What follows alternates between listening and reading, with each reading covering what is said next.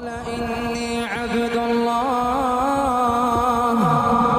قال إني عبد الله